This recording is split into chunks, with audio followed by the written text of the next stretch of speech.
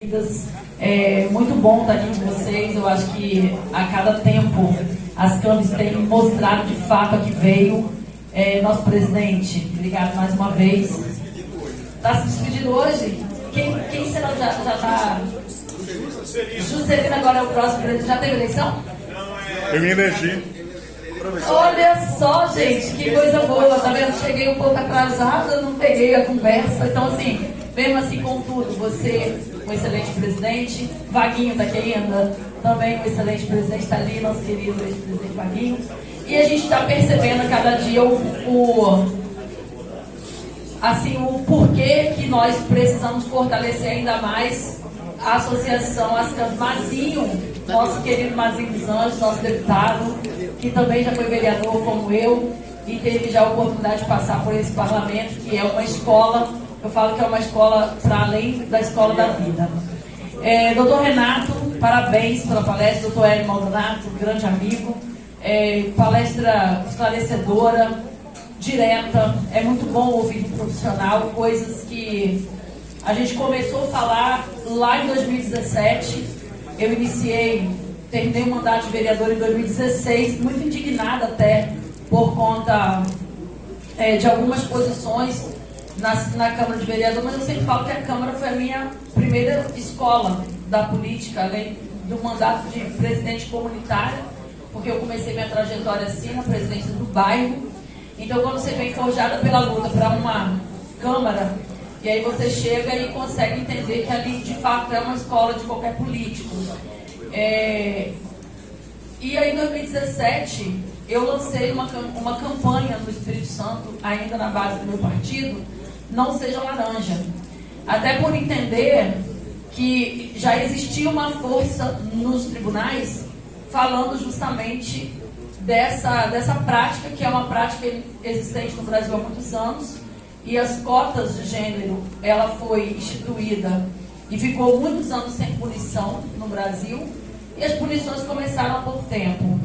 Às vezes, vê as pessoas falando cota das mulheres, e isso é muito ruim, porque a cota não é das mulheres, a cota é de gênero.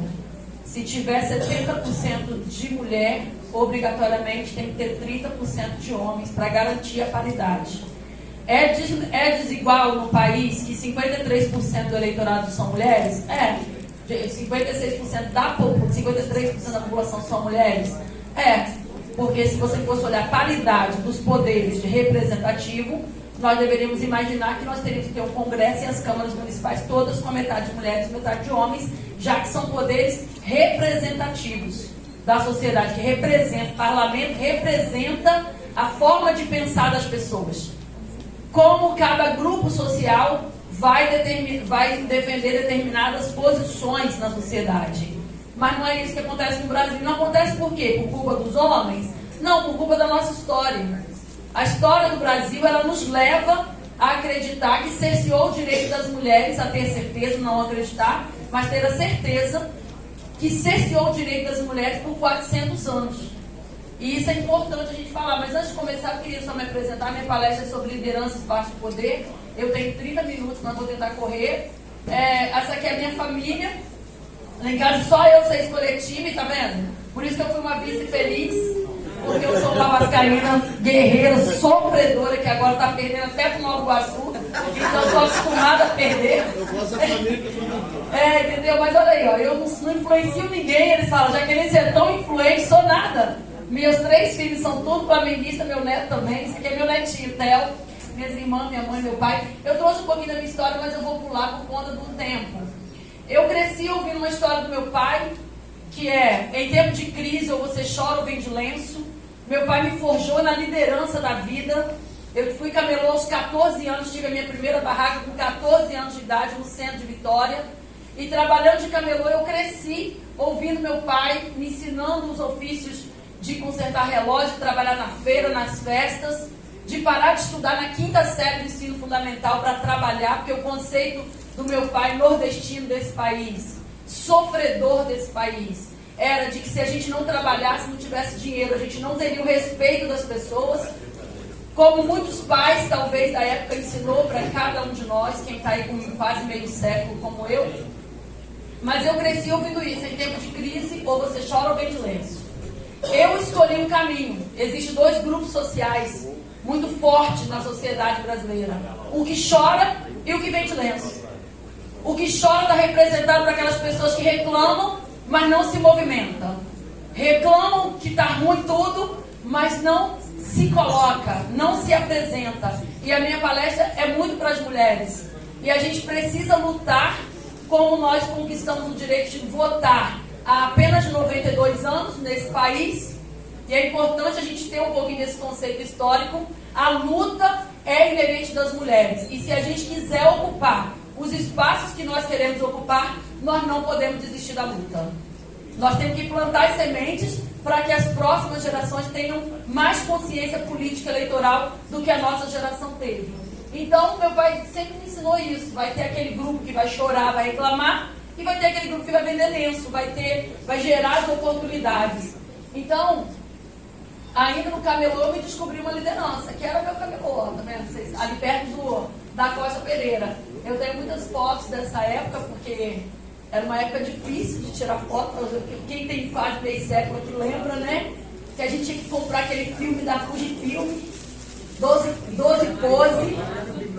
A gente tinha que rezar um monte de vezes. Rezar para ter dinheiro para comprar o filme. Tinha promoção, 12, 36, 24 e 36.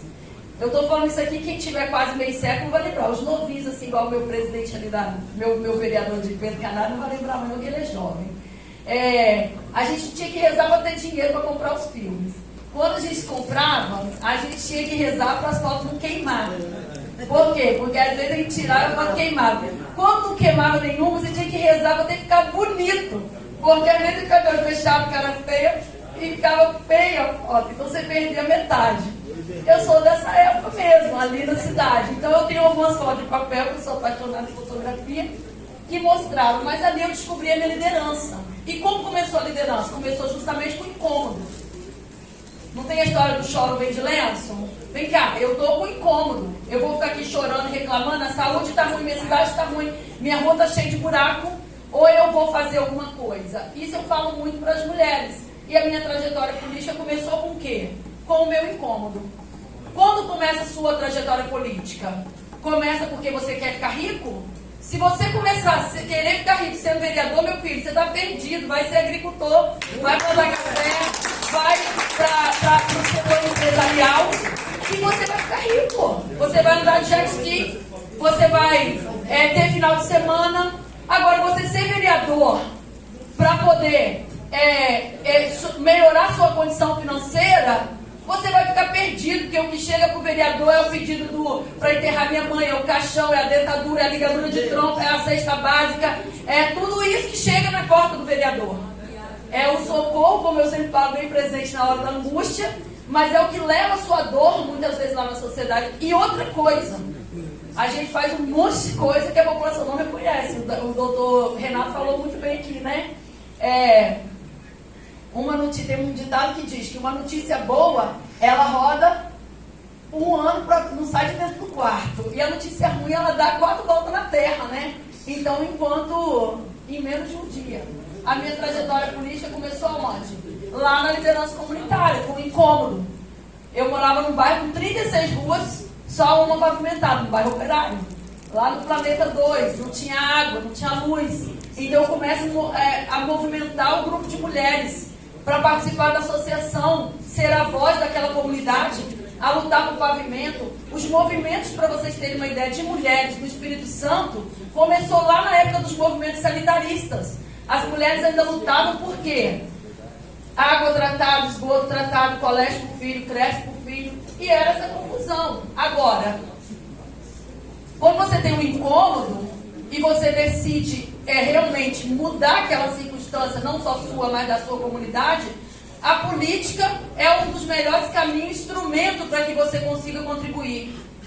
Então, como eu falei, se a sua primeira intenção é sai fora da política. Agora, se a sua intenção é, de fato, responder esse incômodo social, a política é um excelente instrumento e a boa política. Então, aqui na minha campanha, você pode ver que aqui estava magrinha, parecia uma espiga de tão magrinha, mas já acompanhava a minha comunidade. Tive a oportunidade, então, de ser líder comunitária, líder dos camelôs por muito tempo, depois conheci o Mazinho dos Anjos, que hoje é deputado ainda na liderança comunitária, e depois eu fui vereadora na minha cidade.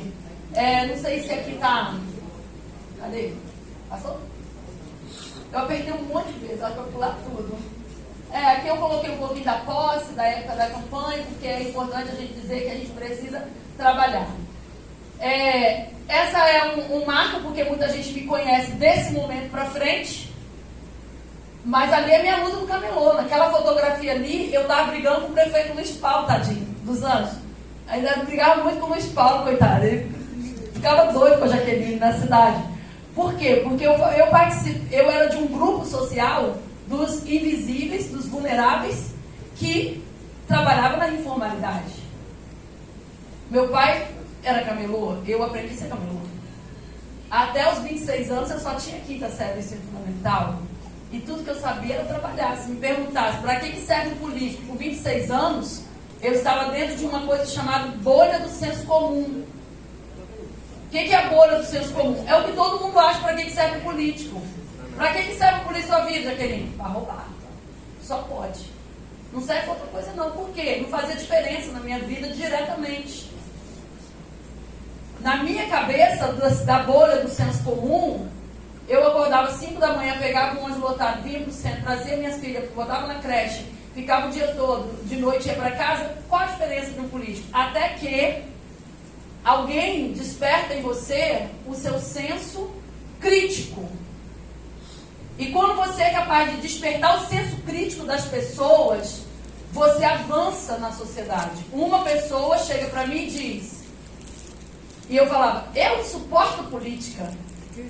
E a pessoa dizia assim, o dia que você vai aprender a gostar da política, você deixará de ser dominado por quem gosta.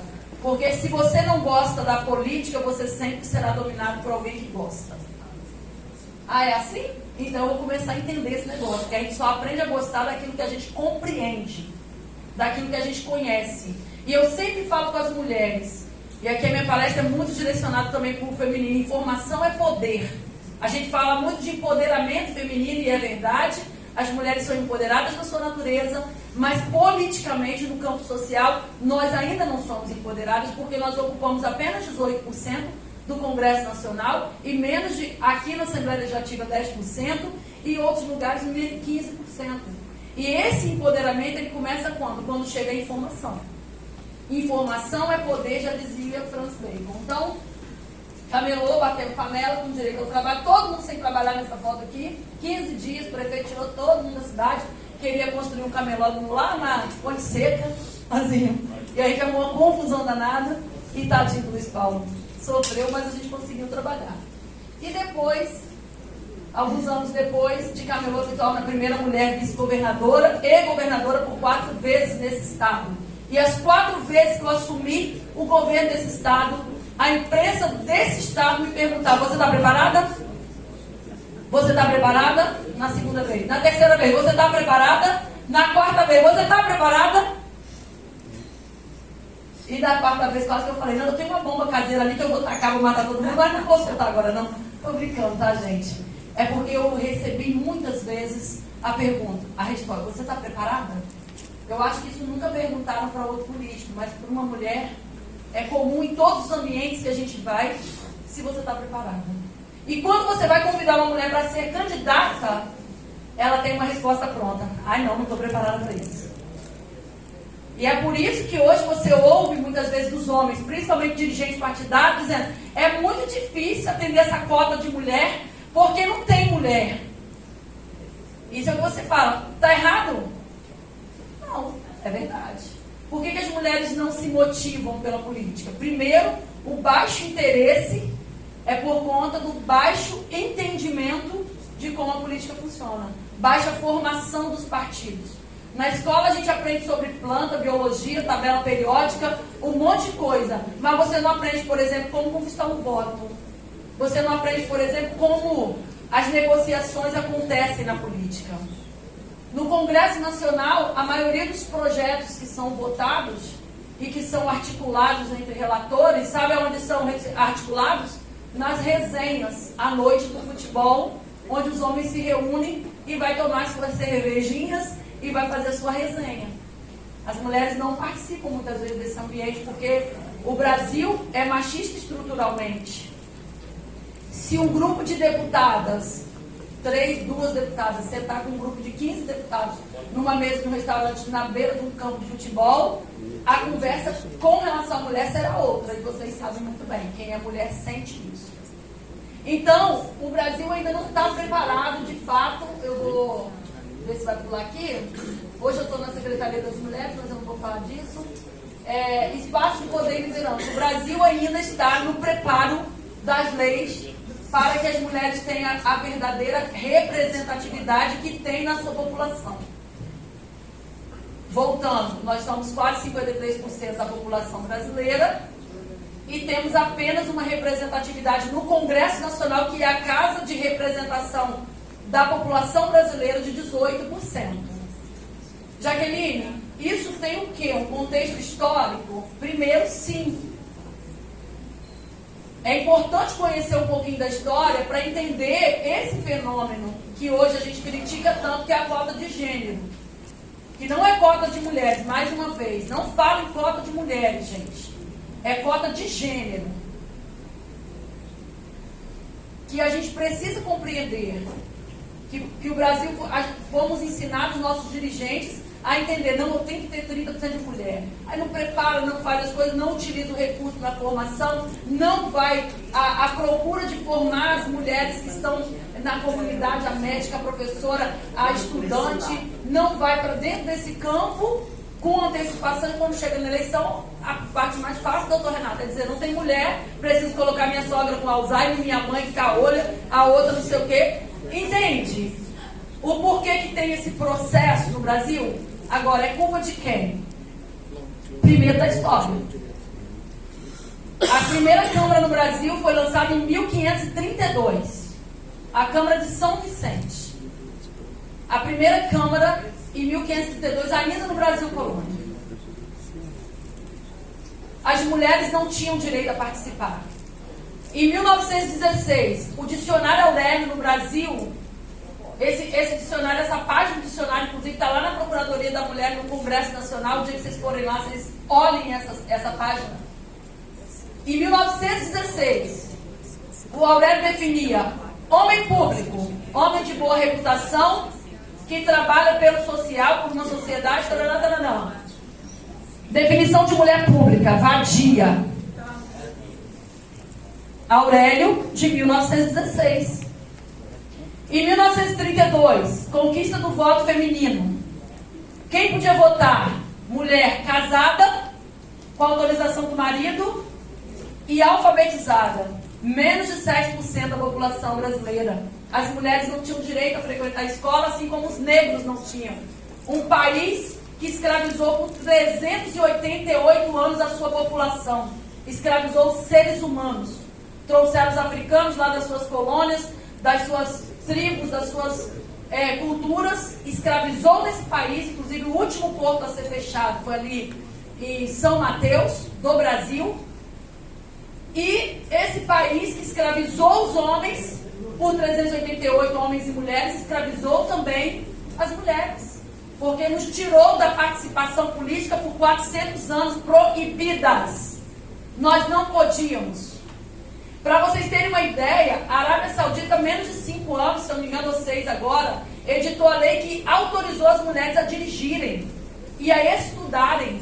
Ou seja, em menos de 5 anos, vai lá ver os dados, como é que virou o Brasil em menos de 100 anos. Hoje nós temos mais mulheres alfabetizadas, as mulheres estudam 25 anos a mais, muitas vezes o tempo de estudo é 25 anos das mulheres, por conta da formação. Somos as melhores notas no Enem. Agora que nós somos 50% no Ministério Público, no último concurso que teve, passou mais mulheres do que homens. Então não tem como você não olhar para a história e julgar que existe um conceito de 400 anos de anulação, 400 anos de silenciamento das mulheres no Brasil, e a gente com menos de 100 anos de direito a votar e ser votado, que a gente vai conseguir mudar essa história rápido, o crescimento é tímido. Quando eu comecei lá na Câmara, era só 12% de mulheres no Congresso Nacional, agora 18%. Mas se passaram mais de 10 anos. Sim, não estamos retroagindo, estamos avançando lento. O doutor falou, nós estamos abaixo do Afeganistão, só não estamos agora porque voltou a ser uma ditadura lá do Talibã. Se não, nós estamos abaixo do Afeganistão em representação feminina. Agora, a América do Sul, aqui eu não vou falar novamente o que o doutor falou, avançou muito. Avançou com o quê? Com a questão das cadeiras. E aí, meu vereador, jovem vereador, que eu esqueci o seu nome, Denis, segundo mandato, muito jovem, uma voz potente, inteligente. Eu queria fazer um apelo a ele. Não defenda 30% das cadeiras, defenda 50%. Defenda 50% das cadeiras em todos os espaços, porque nós estamos falando de representatividade. E representatividade é metade da população. Você está corretíssimo. Você está corretíssimo em defender a cadeira, eu também defendo. Não passou na mini-reforma. Até perguntei ali ao doutor, está tendo essa discussão ainda? Vai passar de alguma forma? Eu sugeri 15, sugeri 18, começar com 18 que tem lá. Reserva as cadeiras por 18. A eleição que vem, mais tantos por cento. Até chegar a 30, depois chegar a 50, não importa. Se tiver que ser gradativo para chegar a 50, vamos fazer gradativo, mas vamos fazer. Por que eu estou falando isso? Porque vocês serão futuros legisladores lá no Congresso Nacional. E o dia que chegar, nunca esqueça de onde nós estivemos aqui. Então, que eu estou preparando um estado, vocês, um estado, uma cidade, melhor para os nossos filhos e netos, para as nossas filhas e netos. Meninas no Brasil. O Brasil ainda é um lugar muito violento para as mulheres e a política ainda também é muito violenta. Eu vou tentar passar rapidinho. Essa estatística que o doutor já trouxe é o panorama do Brasil, está lá no TSE Mulheres. Já temos um painel exclusivo para a gente poder acompanhar eleitoras, número de eleitoras, número de... É porque está muito ruim, eu não estou enxergando aqui também, mas vocês conseguem olhar depois, eu vou passar também. Eleitoras 52%, candidatas 33%, eleita 15%. Ó, o disparate está aqui, ó. 52% de representação, candidatas 33%, está dentro da média. A média o quê? A média da tampa que colocaram aqui. Você 30% de mulher, 30% de mulher, 30% de mulher, sempre chatando. É 30% de gênero, cota de gênero. Pode ser o contrário. Chegou a nossa deputada, única mulher da bancada federal, queria pedir uma salva de palmas, Jaque Rocha, deixará. Vem pra frente, mulher negra, representativa, querida. Que bom que tem a voz da Jaque no Congresso Nacional. Obrigado, Jaque, fica à vontade. A Jaque está aqui, ó, nesse 15%. Mas a maioria da população está aqui, ó, 52%. Agora eu sempre falo também, gente, uma frase, aí fica aqui para as mulheres, tá? Para as mulheres, atenção aqui em mim. Não basta ser mulher. Tem que ter conteúdo, tem que saber o que defende, tem que saber o que acredita, tem que saber onde está e onde quer chegar. Porque se for qualquer mulher, vai cair nessa esparrela das laranjas. Vai cair. Às vezes alguém me pergunta do meu partido, mas Jaqueline, eu não estou encontrando as mulheres. O problema é seu. Tudo que termina com eu é problema seu. Eu não estou encontrando as mulheres. Não vai encontrar porque você não preparou antes. Você não preparou o caminho. Você não fez formação. Você não apoiou o Nós no Poder, lá as mulheres no poder. Você não apoiou uma entidade que reúne mulheres para dizer vamos ser candidata. E isso está na conta dos homens e das mulheres que estão no mandato. Ah, mas a pessoa ganhou para prefeita. Ganhou para prefeita. 9 secretários, todos homens. Todos homens. E aí você vai empoderar as mulheres? Você vai trazer as mulheres para o centro do debate? Como? Se a gente não faz a formação e aí não gera interesse. Não gera interesse, baixa representatividade. Baixa representatividade, a fraude das mulheres laranjas imperando no Brasil todo. Eu adorei. Logicamente, em 22, doutor Renato, eu fiquei muito frustrada. Assim, porque o partido do presidente foi o maior laranjal da história desse país. E eu fiquei muito chateada. Lá em 2018, o senhor lembra que não foi pouco. Mas eu estava nesse debate em 2017 todinho falando, não seja laranja, não seja laranja. E até eu queria trazer uma informação aqui, que o senhor está aqui ainda, poderia até, se eu estiver equivocada, explicar. O Poder Judiciário não tem, aqui eu vi as questões objetivas, mas até então, naquela votação de 2018, não tinha aquela ideia assim, do que é ser uma laranja. Por exemplo, a mulher não pode ser julgada por ela ter tido pouco voto. Eu conheço mulheres que teve 12 votos e veio desesperada no milho, Jaqueline, eu fui laranja. Aí eu falei assim, você fez campanha? Fiz. Você teve material? Tive. Você foi pra rua? Fui. E você teve quantos votos? 12? Tá bom, você teve mais de 11 pessoas acreditando na sua péssima ideia. Você só tinha um, porque assim, eu não quero entrar na campanha porque eu não quero perder a eleição. Perder o quê? Se só tem o seu voto. Eu incentivo mulheres assim. Agora, a sua ideia, eu posso até lembrar de uma amiga minha, se ela não vai ficar chateada não, vou falar o nome dela, mas ela foi uma candidata de uma cidade que ela colocou um digo assim, só de sacanagem, só de sacanagem. Quem lembra dela aqui vai lembrar, não vou falar o nome dela não. Aí você andava na cidade, só ouvia aquela musiquinha dela, só de sacanagem. Por que você quer ser candidato, mano? Só de sacanagem. É o jeito que ela escolheu pra não, vou dizer assim, como é que é? Aquele voto protestar. Quem falou protestar aí, né? Protestar. Não, ela tirou pouquíssimos votos. Só de sacanagem. Só que eu encontro ela até hoje e eu falo assim, e aí, amiga? Só de sacanagem. Ou seja, ela quis ser um voto de protesto. Ela teve pouquíssimo voto, mas ela não foi laranja. Porque para ser laranja, existe a questão dos argumentos objetivos. Não fez campanha, estou aqui prestando meu nome, porque se eu não colocar meu nome, o vereador vai me exonerar, porque eu sou o cargo comissionado dele, mas eu vou botar meu nome, mas vou pedir voto para ele. Isso, sei lá, não é... Aí eu tive no TRE aqui, fizemos um diálogo com muita gente, quando eu estava discutindo essa campanha da laranja, até mesmo para deixar as pessoas tranquilas, porque você não vai ser julgado